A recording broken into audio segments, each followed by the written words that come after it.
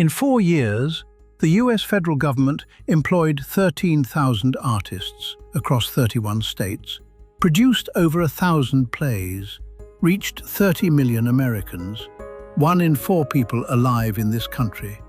2/3 of them had never seen a live performance before. It cost less than 0.5% of the relief budget. This is the story of Hallie Flanagan, a theatre professor from Iowa who was handed $46 million and told to give America its soul back, and why the US Congress decided to destroy it. Part 1. Who is Hallie Flanagan? Early life. Born Hallie Ferguson in Redfield, South Dakota, on August 27, 1890. Her father, Frederick, was a traveling salesman who believed she could do anything. Her mother, Louisa, believed she was responsible for others, and both turned out to be right. The family moved constantly through the Midwest before settling in Grinnell, Iowa.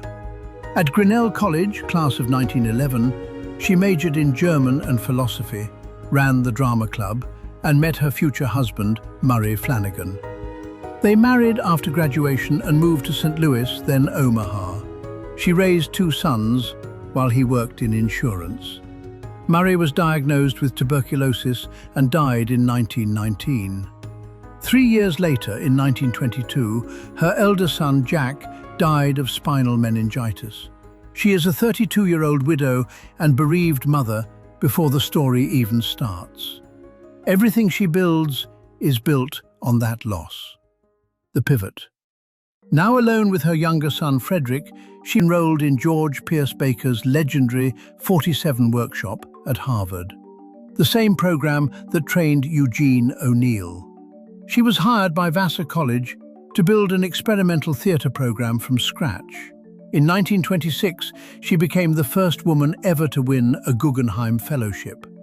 She used it to tour every major theatre in Europe and Russia, meeting Konstantin Stanislavski, absorbing Brecht's epic theatre, and Irving Piscator's living newspaper form. She came back convinced that theatre could change society.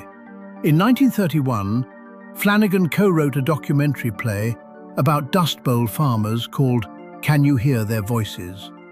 Her first taste of theatre as a political weapon. Her co-writer was a young journalist named Whittaker Chambers.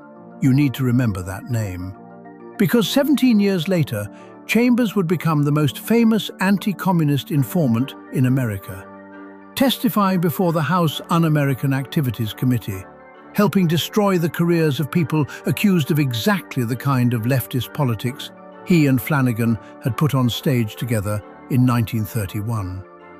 The man who helped build the fire would later help extinguish it. In 1934, Hallie married Philip Davis, a Vassar professor of Greek. Part 2. The Call. On May 16, 1935, Flanagan was summoned to Washington by Harry Hopkins, Franklin Roosevelt's Works Progress Administration Director. They had been classmates at Grinnell. Hopkins told her she was going to run the Federal Theatre Project. She had no administrative experience whatsoever. She was 44 years old. He wanted to give her a relief program for an estimated 20,000 to 30,000 out-of-work theatre professionals thrown out of work by the Depression. The vision: a free, adult, uncensored national theatre. Building America's theatre scene. The scope. The Federal Theatre Project launched in August 1935.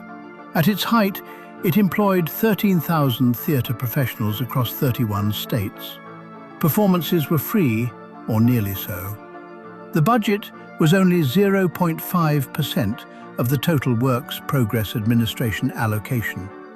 Yet it is the only program Congress went after. Flanagan built racially integrated units, including Negro repertory companies in cities like Seattle and New York, at a time when segregation was law in large parts of the country. What they made. Living newspapers, documentary plays about current events, described by Arthur Miller as the only new form that was ever introduced into the American theatre. Children's theatre, puppet shows and marionettes reaching kids who had never seen theatre. The Voodoo Macbeth, 1936, directed by 21-year-old Orson Welles with an all-black cast, setting the play in Haiti. By the end of its run, an estimated 30 million Americans saw a federal theatre production. Two-thirds had never seen a live theatrical performance before. The Cradle Will Rock incident, 1937. Mark Blitzstein had written a folk opera called The Cradle Will Rock, a satirical allegory about capitalists crushing unions. Flanagan championed it. Orson Welles was directing. 14,000 seats were sold. Then, 2 weeks before opening night, the Works Progress Administration froze all new federal theatre project productions. The theatre was padlocked. Government guards showed up. Welles and producer John Houseman found the Venice Theatre, 20 blocks away. The audience marched there together. Blitzstein sat at a piano alone on stage. And then, one by one, union actors began calling their lines from the audience, standing in the aisles and balcony. The performance became legend.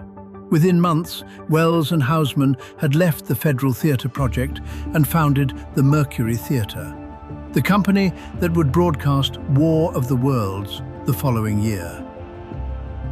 Part 4. The Fall. Congress closes in. The Federal Theatre Project was accused of using taxpayer money to produce communist propaganda.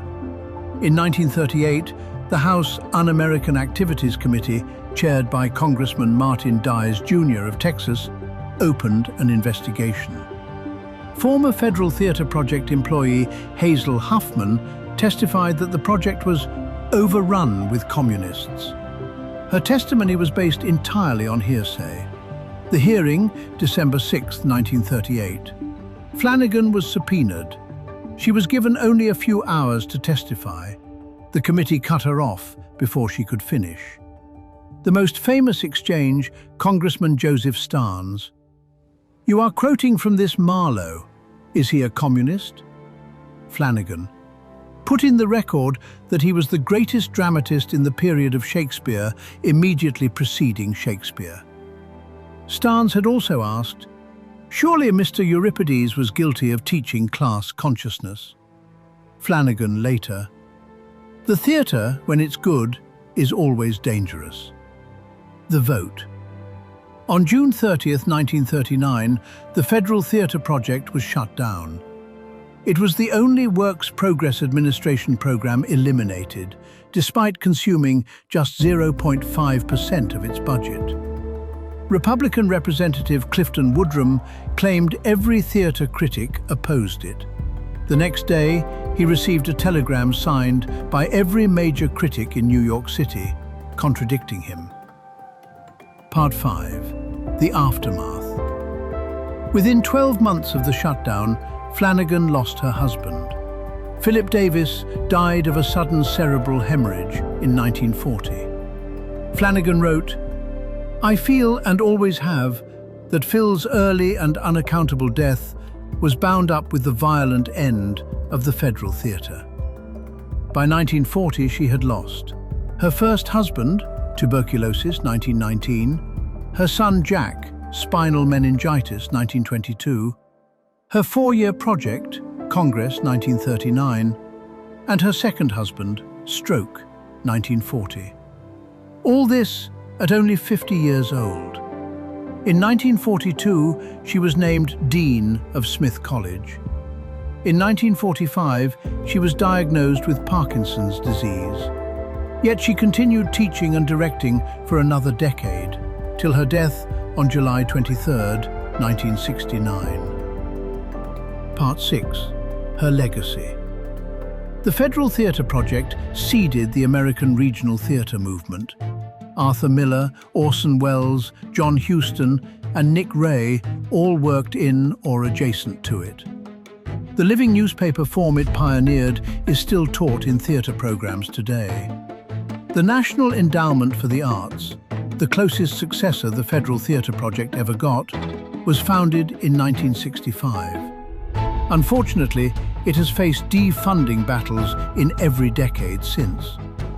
When Hallie Flanagan was asked, at the end of her life, whether the Federal Theatre Project had been a success, she said her life had been a failure. She was wrong. She just wasn't alive long enough to see what she started. Thank you for watching the video. Remember to like and subscribe.